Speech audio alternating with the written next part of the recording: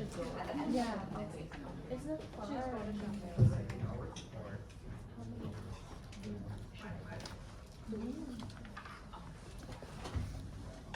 Welcome, everybody. I'm not going to take up much of your time because the people who you really wanted to hear from are the ones sitting at this table here. But I just have to say, this was one of the more exciting things that one of my students has stopped by my office to tell me when Sylvia came back this summer and said, hey, by the way, some of us wrote a book. And I thought, well, that's nice, but I wonder if it's going to be anything like very impressive. And then she sent me the link. And it so far exceeded any of my hopes, dreams, or aspirations. I have to say, I found it, I've read it now. I'm gonna be on my second read soon. It is a valuable book. I hope you all read it. I hope you all become the people who are going to contribute to works like this in the future. But this is one of the really great things to see about the Berkeley Law LLM program is the connections that our students coming from all different areas of law all over the world can make here through their shared interests, and then take those ideas, take that light, and spread it to their future colleagues. So I am terrifically excited to introduce this panel. Sylvia is going to tell you more about the book itself, and then we are joined by Arsen, Taka, and Olga to also talk about their contributions to it. So, and we have plenty of time for questions at the end, because I imagine when you hear more about what they wrote, you will have questions about how it impacts what you're learning in class, probably this morning, and what you're doing at your jobs.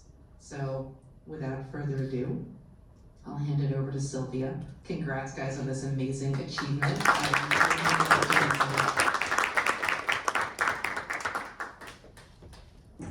Can you hear me well? So first of all, I wanted to say thank you to the ADP office because they did a lot for us. They organized the lunches, they organized the rooms, so thank you. And I have to say thank you also to the Center of Business and Law, because it's the Center of Business and Law that actually signed our foreword. So the book, Business Future, that you can see here, is a book that is signed by the Center of Business and Law of Berkeley University. So this is a great achievement for us. So I would like to open by saying that this is a collective effort. So it's not just me. I started the project, but this would not be here if it wasn't for the 14 alumni. Each of us wrote a chapter about our area of expertise. So this is a collective effort. So we are here today to launch a new book, as you certainly have understood. The title of the book is Business Future, Navigating the Fourth Industrial Revolution. So I wanted to start with the why. Why I decided to launch this project. I think that's always a good starting point, the why. Well, I think that first of all, sometimes we need to pinch ourselves because technology is now making real some things that were just unthinkable 50, 100 years ago. So I'm really fascinated by the technological advancements. The second reason is because I think that we need to keep pace with the fast advancing technologies.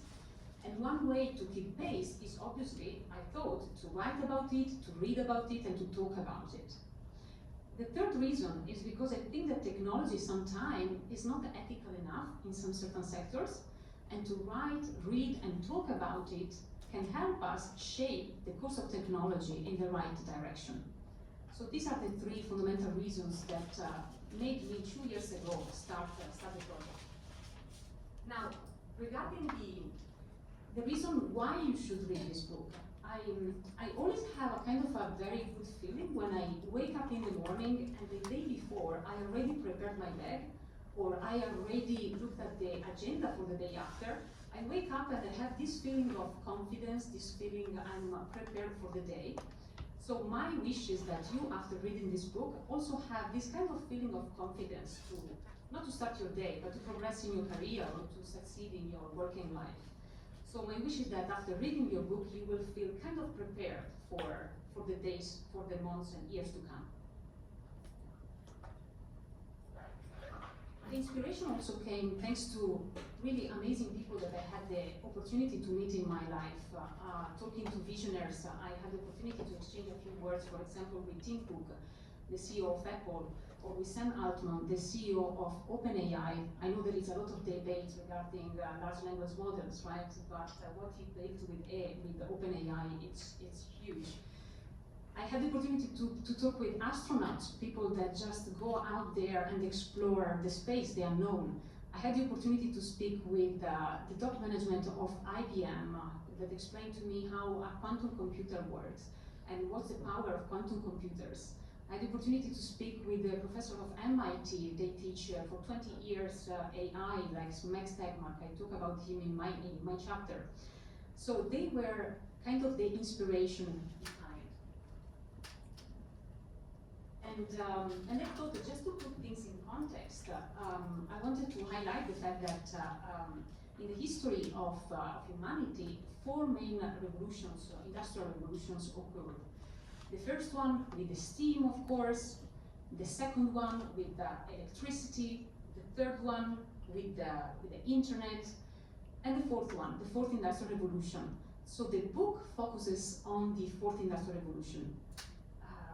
The industrial revolution where we are right now, right? With artificial intelligence, 3D printings, robotics, Internet of Things, nanotechnologies, quantum computers. So this is the fourth industrial revolution that we are living in, we are immersed in, and this is the era we are basically talking about in the book. One more thing I wanted to highlight is that I think that since the advent of the internet, we kind of created 2 parallel worlds. One world, let's call it the digital world versus the real world. Since the advent of the internet, we created a new space, let's call it like this, a digital world, where we uploaded a lot of assets in there, we uploaded interests, we uploaded our time, our businesses, our identities. And this space became bigger and bigger.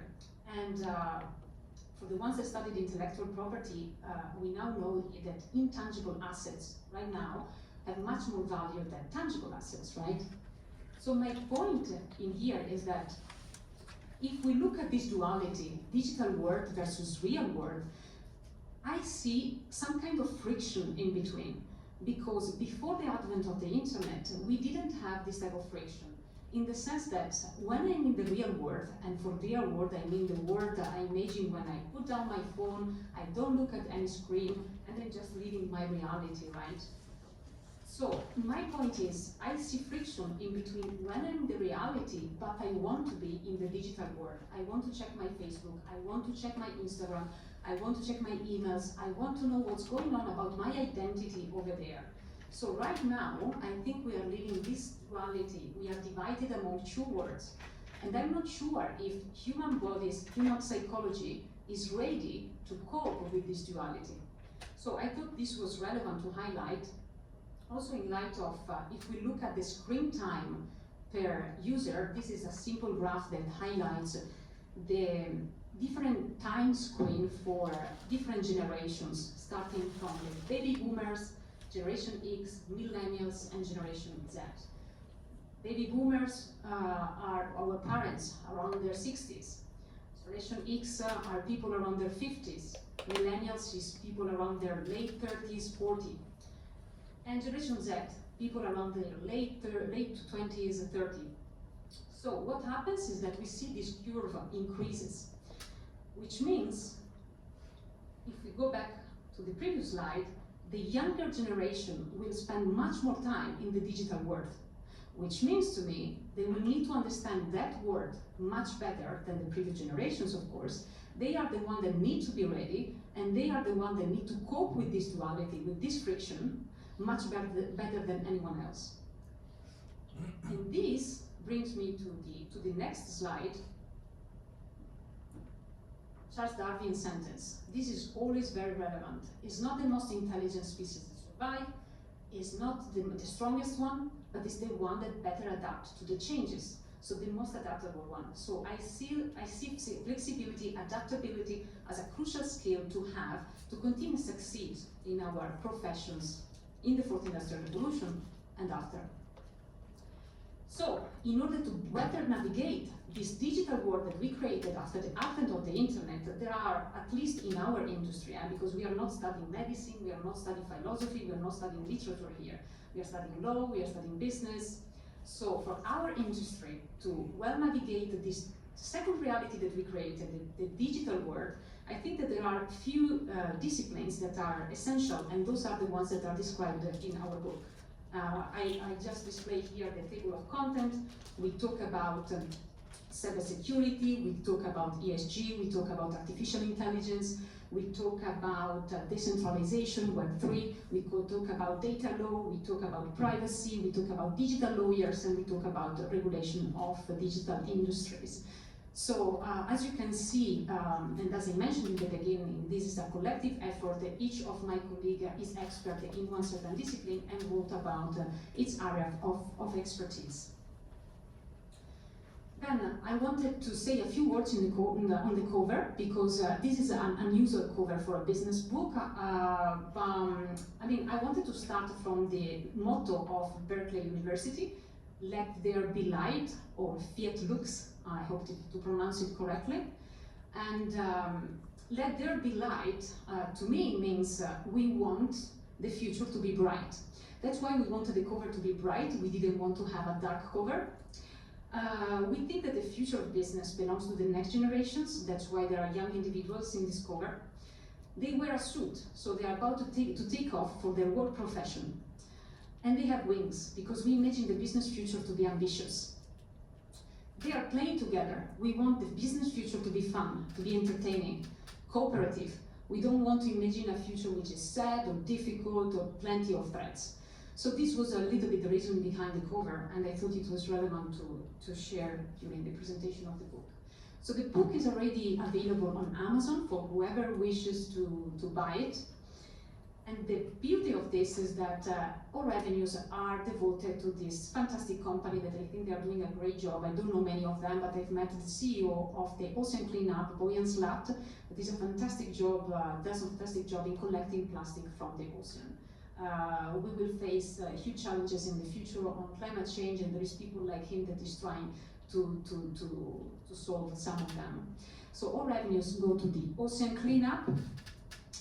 And just to close, and then I give the floor to my colleagues, I wanted to say that we want this book just to be the beginning of a long journey, because as you certainly know, laws and regulations change, evolve, and therefore this cannot just be one-off project. We will update it every couple of years with new topics, hopefully new contributors, and whoever wishes to join our project is welcome to add about your area of expertise in the next editions. So just reach out to us in case you want to be part of the next edition of Business Future. So thank you very much, and I leave the floor to my colleagues.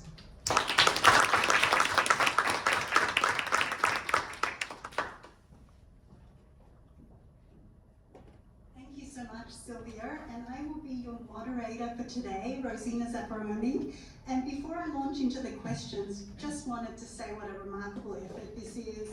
And as an alumni of many years of the LLM program, it's so wonderful to see the power of the alumni network coming together in this way to create something so relevant and forward-looking. So congratulations to you. So we're going to start with you, Olga, talking about your area of expertise, which is cybersecurity. What do you anticipate is the future of this area? Well, in my opinion, the future of cybersecurity is the future of all of us, because we cannot say that cybersecurity is just a purely technical topic which is not targeting us. Basically, as what I also displayed in the book, it is very relevant for each and everybody, meaning that energy supply, the availability of services, the safe planes and trains and car drivings. That means that everywhere where we have a connection to computers, and this evolves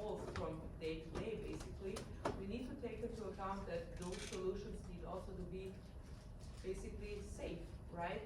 And unfortunately,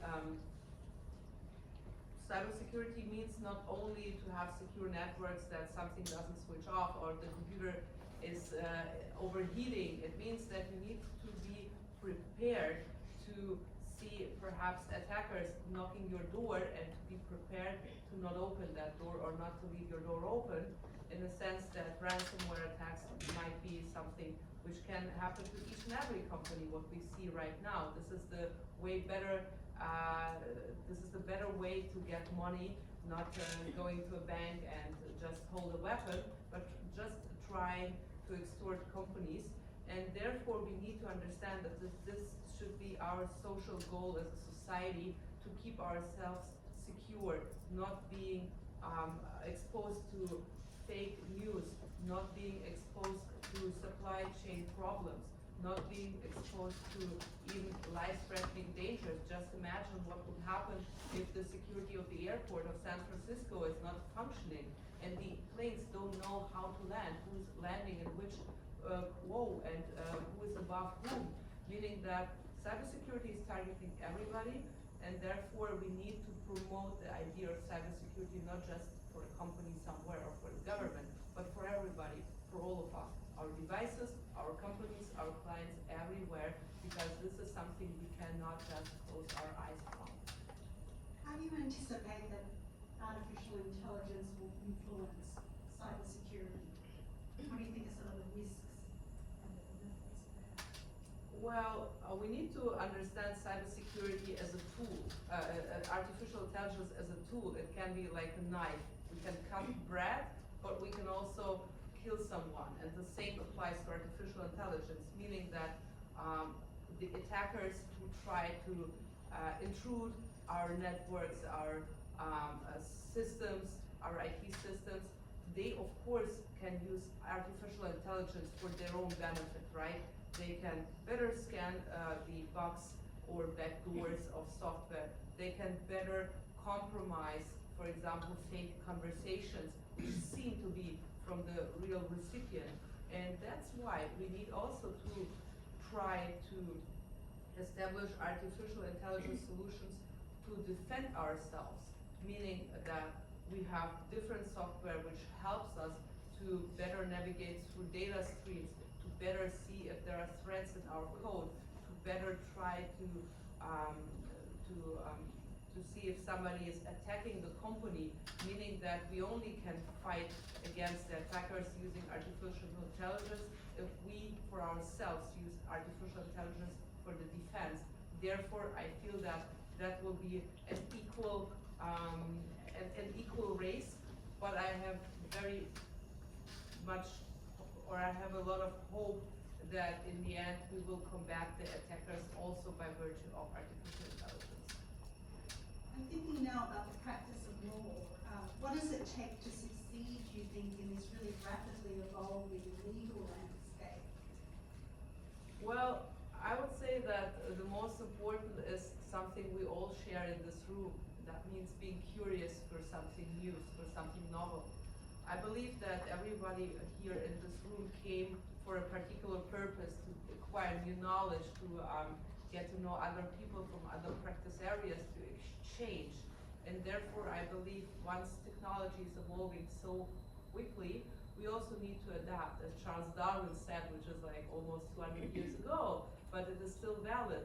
So we need to be curious. Also, we need to be brave to see how new technologies function, because we as lawyers are the ones who also shape this fourth industrial revolution, telling our clients or our companies if they are allowed or under which conditions they are allowed to use particular tools or solutions. And we need to take all of that into account. And first and foremost, before we can do so, we need to understand the core of how artificial intelligence works, or how cybersecurity works, or how the products of our companies or our clients work. And this requires us to be very curious. So my statement on that would be, remain curious, lifelong learning for the companies, for the clients, but also for us because it's really interesting to delve into new topics. 3 years ago, nobody was talking in the way of artificial intelligence as we are doing it right now. In Europe, we passed the Artificial Intelligence Act recently, which is the very first law on artificial intelligence. And now people start to expose themselves and to be interested in what's going on. And this is, in my opinion, what a good lawyer, a good legal professional needs to bring, to make the homework in the sense that remaining curious and understanding the core of what we are doing in order to be able to provide legal advice that is not prohibiting, but allowing the new technology to evolve and for our society to be a better one in the future. Thank you, Olga. Moving on to you, Arsen. You practice in the area of tech contracts and privacy. So what would you recommend to an attorney who's practicing in a different field, who is looking to pivot, to step into the realm of tech contracts? What would be your recommendations? Would you be able to do so? Yeah, thanks. So first of all, my name is Arsen Kulik. I'm Senior Privacy Counsel for Snowflake, and as Rosina mentioned, my chapter is on tech contracts. First piece of advice, I think the most important one would be definitely just read that book. That would be so helpful for you. And I'm not even kidding, I'm just half kidding, because it actually deals with a lot of issues around AI, privacy, technology, and all those things that will help you set the ground for a swift transition into the world of tech and tech contracts. Second of all, on a more practical side, I would recommend any lawyer who is considering moving into IT to first learn the lay of the land of the legal industry in tech. And I have a piece of advice here on how to easily do that. What I would do, I would go to LinkedIn, I would go to jobs section, and I would just search for quote-unquote counsel technology. And you will see a lot of different roles for legal openings for tech companies, and that will help you a lot in understanding what you're about to deal with. You'll see, for example, product counsels, and those are the people that are advising companies on the product features, regulatory requirements of those features, and so on and so forth. Then you'll see the commercial counsels, and those are actually the lawyers that are negotiating the technology deals. You may also see the procurement counsels, who are basically the subset of commercial counsels, but dealing mostly with the procurement work. Then you will see all those niche roles like a privacy counsel, IP counsel, or cybersecurity counsel. But you'll also see that tech companies also hire people from classic legal areas like corporate, employment, finance, and so on and so forth. So based on that, I would try to read a couple of those job descriptions, and I would try to figure out where your interests and maybe even your expertise overlap a little bit with those job descriptions. You'll have a good start, and you'll see like what are your gaps, what do you need to learn more about, and where you're actually quite good right now. If you do that, I think you'll be up to a good start, and your transition to the tech contracts would be quite easier if you do it that. That's great advice. Do you believe that in the future all tech attorneys will need to choose a specialty, to specialize? I do think that the industry in whole is moving towards the specialization, and it's kind of logical because technology is becoming more and more complex, and some areas are becoming very nuanced, and it's becoming hard to deal with those just based on your general knowledge. So people are getting deeper into one area and specializing, and I think that will continue, and there will be more lawyers specializing in very niche, narrow areas. Even let's say privacy, for example. Privacy wasn't, well, actually contrary to the popular belief, privacy was there long ago, even before the GDPR, even before the HIPAA and other laws. Privacy was there, it was just like a subset of consumer protection law or something like that. Now privacy is an enormous field. There are thousands, if not tens of thousands of lawyers specializing there. There are professional organizations, and it's a valid specialization, and if you practice in privacy, you may just as well know nothing about corporate law or securities, and that will be fine. You'll have enough work to do. still, I think that right now what's happening to AI is what was happening to privacy like 20 years ago. And if we balance that towards my initial thought that we'll be all specializing soon, I can just as well easily imagine some lawyer being equipped with the legal tech tools, being equipped with generative AI, who is perfectly capable of serving some smaller business, just having like general knowledge and those useful tools. He'll be just as well equipped to serve this smaller business and cover, like, from a generalist perspective, all the needs of that business. Would that person want to do that for his whole career? I don't know, that's an open question. Probably it may make sense at some point in time to still choose a niche and specialize. And also, I'm not really advertising specialization, like just straight out of law school, blank specialization. I want to be a cybersecurity lawyer. That's it. I think that it's a really good approach to start as a generalist, to try to figure out what do you like more, to try to taste different areas, and to figure out, hey, I like that, let's maybe try to specialize in this. I think it will come naturally to a lot of people that, given their skill set, their mindset, that this specialization will become more often and more common. So we're seeing the importance of privacy in the current landscape. Do you think it'll become more important for working with tech contracts or less so? Yeah, I think privacy right now is definitely somewhere in the center of the legal issues in tech. Well, I mean, pretty much a lot of money on the internet are made right now based out of our personal information. Like everyone in this room, everyone in every other room in the world, they have their personal data, they have some footprint in the internet, and that data may be used to make money. That's just the current state of business and technology and data. But fortunately for both us users and privacy lawyers, there are privacy laws that are there, that are enforced, and that are trying to protect those users, those people and their personal data. So now I think privacy is becoming more and more important for all tech contracts, and sooner rather than later, pretty much all attorneys working with tech contracts will need to have at least some basic understanding of privacy. What is it, how it's done, and what do I need to know there, just not to be surprised in some negotiation.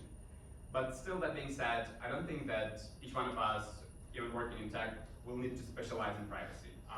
As I said before, specialization is something like deep and narrow, and this will be needed only for people who want to practice like solely in privacy. If you want to be just in tech more generally, or even work with tech contracts, you need to have some like basic level of understanding of privacy, but you don't need to know like everything about every law that there is.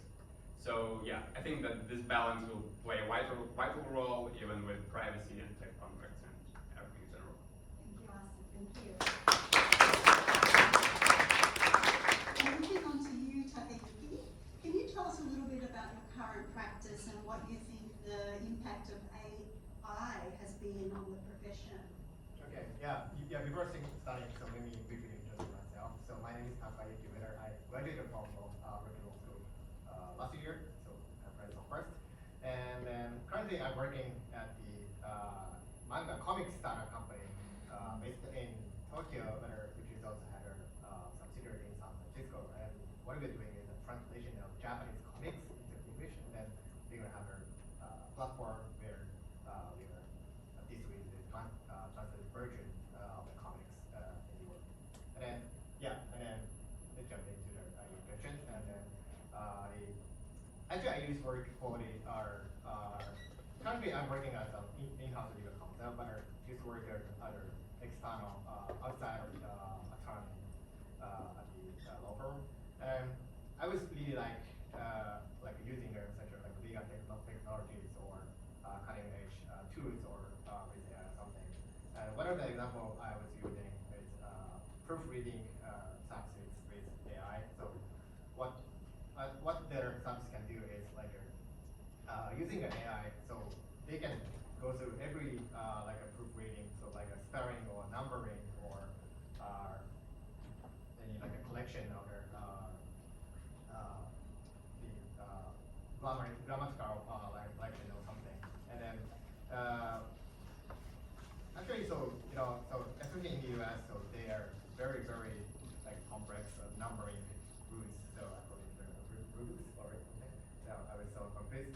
But actually, so the AI technology can do like every like such a like a collection.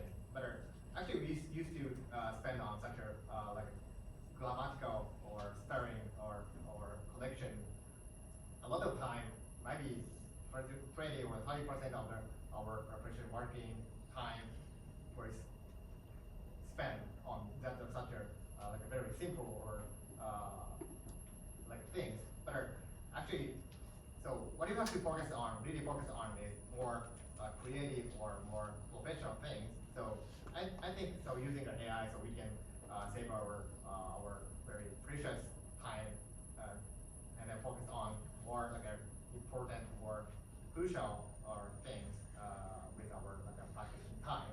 So this is one of the like impact that we can have. And then I think another impact currently with currently cutting edge AI is technology is they can read to the extent they are reading the context of the like sentence or document.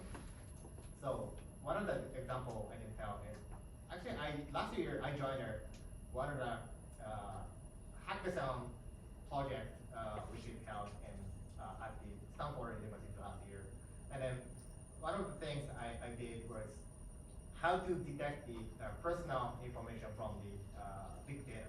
And then personal information is pretty like depend on the what is personal information is pretty depend on the meanings or context, right?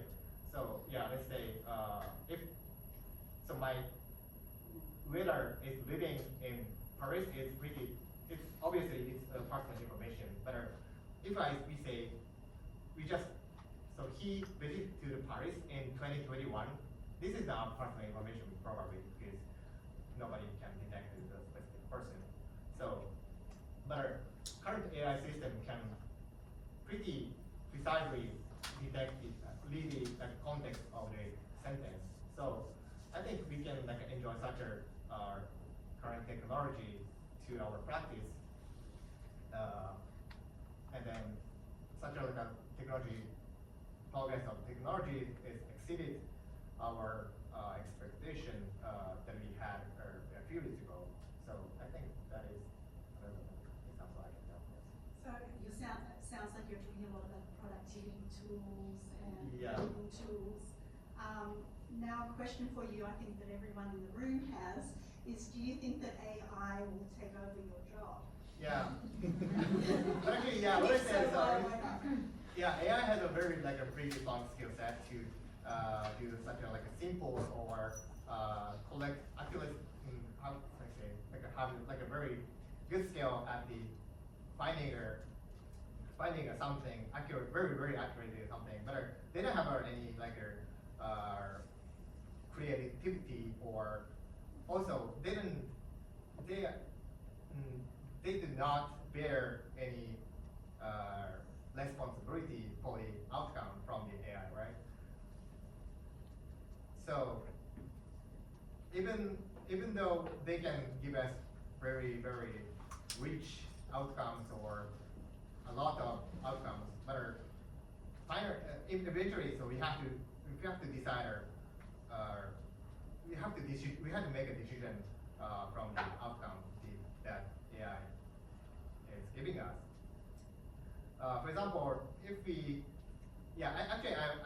I'm working as an in-house legal counsel, and sometimes I'm asking a lawyer to get any like opinion from them, legal opinion from them, and then sometimes they giving us the there are two options, and then this is option one is pretty like a risky, and the second option risky but might be good for your startup business, the progress. But second option is a more conservative like an option, but might be not good for your startup progress. But most of the lawyers cannot make a decision, and then eventually what they are saying is like it depends on you, it depends on the company. You can choose whichever you want. But this is not good. And AI can do the same things, right? So they can give us like a two options, or say option or not option, but eventually we have to decide. If the company decide or final decision, I think this is one of the things that lawyers can do, or that lawyers can be responsible for their like a decision, for making a decision. I think so, which means I think I think in there, I don't know how long so we can still alive as a lawyer, but to the extent maybe still we can still have a chance to survive. You know? We're not quite out of work just yet. Yeah. And let's talk about the rules governing AI. How do you think we can create and update the rules on AI? Yeah, this is also so many controversy. I know, I understand, but this is just like my personal opinion. But I think actually, so there are like two types of like approach to make rules, especially in the cutting edge industries. So the first one is software approach. So which means so they don't have like a rigid regulation or laws or something, but instead they have guidelines or indicators or some. But they don't have any like legal bindings or no punishment, and then what they have to do is what the company have to do is just like a report such regulations. But if they violate such a regulation, they don't have any like a punishment. But the good thing for this approach is like they can follow the like a cutting edge trend or AI technologies, or because there is a big flexibility to update very swiftly, and then if some like a new technology happens, so they can simply like tweak their guidelines or indicators or laws. Guidelines. But another approach is like a hard law approach. Hard law approach is so making a laws or rules or by the legislator or Congress. But it takes a very long time. So for example, in Japan, so I think it takes at least 1 year or 2 years. Negotiating with a very relevant or interested person, company, whatever. So, but let's imagine so 3 years ago, so we don't have any like generally AI or other technologies. So which means it's pretty hard to follow the to make effective rules if we have hard laws. But I think currently, so I think one of the most modern approaches is a risk-based approach. So it's pretty hard to make a law from the scratch, but still there is some like a very risky or dangerous area that we have to care about it, because especially for example like medical area or finance area or legal too maybe, and national security too or cyber security too. I think most of the some of the case field or industries, so we have to care about it very carefully. So in that case, in that field, so we have to maybe use such as a hardware approach instead of software. But I think one of the important things is we have to keep having a flexibility to update quickly and safely. Thank you, Dr. Yuki. Thank you. Let's open it now to questions from the audience. Anyone have a question? So, this is a question for any member of the panel who wants to take it, but general counsels and companies are normally the clients of external law firms, and we deal directly with general counsels, which are much more industry savvy. They know the product that they're dealing with, etc. And then an external law firm is sort of like a needed evil. you have to deal with them in very specific cases. My question is, in this market where tools such as corporate or enterprise OGTP is available, Lexis AI is available, how do you think the external law firm business model should adapt to adequately give service to general counsels, which are our main clients? And what do they expect, for example, regarding, and I think this is opportune because it's an academic setting, but what do they expect regarding how many people are employed in a team to respond to that query, how many lawyers billing per hour, etc. Like, how is this going to be monetized? So perhaps I'm gonna take this question since, as far as I understand, I'm the only attorney in this group. I'm extremely apologizing for the fact that I did not introduce myself because I was so hard focused on the book. So for those, I know a couple of you and I'm happy about that, but for those of you who don't know me, my name is Olga Stepanova. I'm an attorney at law from Germany. I graduated in 2022 with a law and technology certificate, which is obvious. And last year I decided to set up my own practice, Bite Law, which means like bite and law. So I'm not harming someone, but we are dealing with IT. So we are now 5 attorneys only dealing with cybersecurity and IT. And we're growing. And this shows actually, referring to your question, that we are growing because the tasks are different, not because we are growing despite the fact that AI is on the market. Because I would say that the legal profession and the expectations towards an attorney change. If I'm gonna get hired by a company, of course they will not pay me, at least this is my expectation, and I would never build that, that initially I prepared a template of terms and conditions or a privacy policy or something like that. So what I would bill for is my real human work, meaning that I would bill for adjusting that, asking the client for particular questions. And the same way I would think companies will think of having an AI in place. First and foremost, I believe that we are not able to deny the fact that lawyers are using AI, right? So who of you is using ChatGPT, just like, not for your clients, I don't want to hear that, but just like in general, asking perhaps provide me a template of an NDA and just like to have a skeleton, right? And I believe that this will happen, that the companies who are hiring external attorneys, they will for sure expect that you use whatever kind of tools, as they expect you that you use Microsoft Word. They will expect you also perhaps to use a compliant version, like Copilot, chat on your own data or something like that, but they will expect that. And the more it comes, the more the clients will expect that. And referring to Taka's explanation right now, there are already tools who go through tons of contracts in an M&A transaction, filtering for particular details. And some companies expect that this is not going to be done by a junior, like a bunch of junior associates, that you will streamline your process and therefore the bill will be less. And in my humble opinion, I would even say that I don't want to charge for services that can be provided by an AI.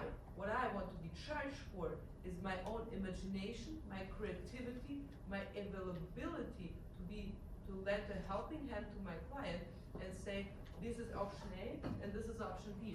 Personally, taking the economical approach, the risks, everything, I tend you to go with option B or option A whatsoever. This is something AI will never replace, and the liability behind, because it's in the end ultimately me taking the decision.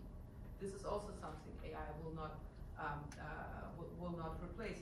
So we need to consider AI as a tool we use on a regular basis, helping us to put the chore aside and to focus on what we really do, is meaning being creative lawyers, putting our creativity and our intellect to the benefit of our clients.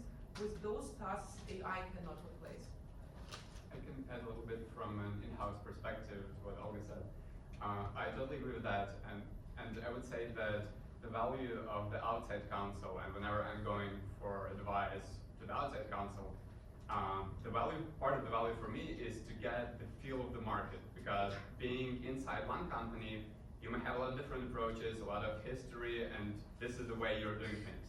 And when you go to the outside counsel, you kind of expect that they would not tell you that your competitor A is doing this thing, but they will tell you that some of our clients, or most of our clients, or whatever, they tend to find this approach useful. And no one does that because that's stupid, and something like that. So I think that part of the value of the outside counsel lays there. They have access to many, many clients. They can get like the aggregate information and they can feed it to you, back to you, and you can base your decision on this information. And back to your more technical question, I think if I'm just like asking one question or I'm addressing one issue, I would probably rarely expect more than 2 or 3 lawyers to be involved in that. Well, if the issue is very complex, if it's like the whole project, then it's another thing. But if it's just like a specific question that I want your advice on, I would expect either like 1 or 2 lawyers who are properly qualified to spend their time on that and to give me those options together with some sidelines like, hey, look at this, this is how it's done in similar industries or in similar slated customers. 100%, very much referring to the point that an external legal counsel has a multitude of clients and can use the information but the experience you had on one project and then say, okay, in a similar case we did it, and this is something which is actually quite good for a company sometimes to hire an external view with more market expertise than once you are in one company with like one client. Yeah, that makes perfect sense, 100%. Yeah, and then one thing I want to add is like it might be the time to change their like time charge based like business for lawyers, because we don't want them to like spend money for like a research a lot, right? Better we want them to make more like a critical like a decision or give us more like a useful like a decision making or something. Better, I think, yeah, used to be better. Some law firms will spend a lot of time for research, and then the more they're using their outdated tools or something, the more they spend on time. Better, it's that. So we don't do that. Better, yeah. I think, yeah. Actually, so we were. I was thinking a little bit about how we can like change the business model. I very much like your comment, Taka, because in the context of business future, I think that what we have to take is really the legal industry as a whole. So nowadays, most part of us charge on a hourly time spent basis, right? How much time we spend on every dossier. But perhaps in the future this could change for lawyers. So the purpose of the book is also to rethink the entire business model, right? So it's not just at the client service level, but really the mechanics of the overall industry. It's interesting because certainly the concern in the US is that the lawyers carry the malpractice insurance, right? They have to pay for malpractice insurance, and if something goes wrong, the lawyers are often, on the line for that. So I wonder how these things kind of balance. I have a short video to show if there are no further questions or. Then we will close because I know that many of you have classes at 2 o'clock if I'm not mistaken.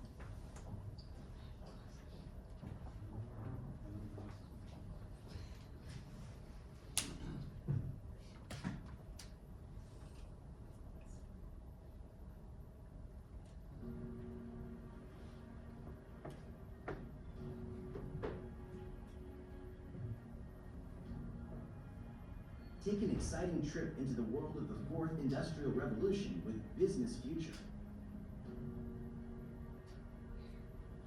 Made with Berkeley experts, this journey explores the complex world of technology, uncovering aspects like cybersecurity and AI. Learn about the legal side of these changes with guidance from top minds, covering areas like data privacy and corporate law. Authored by Berkeley alumni, each chapter explores evolving technology, offering valuable insights for those in business law, finance, and tech. This book keeps you ahead in a changing world. Ready to join the pioneers of the 4th Industrial Revolution?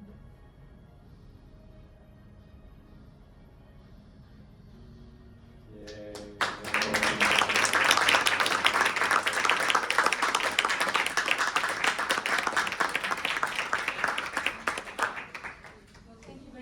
everyone, and I know many of you have classes, so you are free to go, and we will be here for 10 minutes till you know chat. Thank you.